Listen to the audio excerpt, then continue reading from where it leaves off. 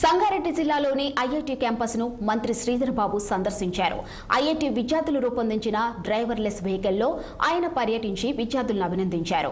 IIT విద్యార్థులు రూపొందించిన ఈ టెక్నాలజీ మన దేశానికే గర్వకారణమన్నారు. ప్రయోగ దశలో ఉన్న ఈ టెక్నాలజీ త్వరలోనే ఆచరణలోకి రావాలని కోరుకుంటున్నట్లు ఆయన తెలిపారు.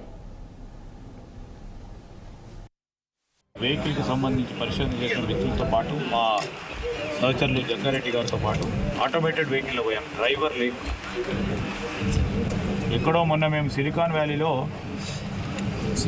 ఆటోమేటెడ్ వెహికల్లో నేను గౌరవ ముఖ్యమంత్రి గారు ట్రావెల్ చేస్తూ ఉన్నప్పుడు దానికంటే మెరుగైన రీతిలో వారు టెక్నాలజీని డెవలప్ చేయడం అనేది మాకు గర్వకారణం కాదు. సో మన రాష్ట్రం నుంచి మన ప్రాంతం నుంచి ఈ ఐఐటి హైదరాబాద్ చేసిన ఘనత ప్రశంసనీయమైనది. ఇప్పుడు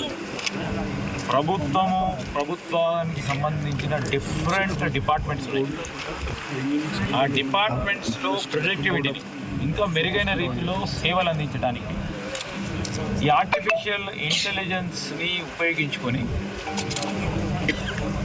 వారి సేవలు అందించడానికి మేము ప్రయత్నం చేయబోతా ఉన్నాం.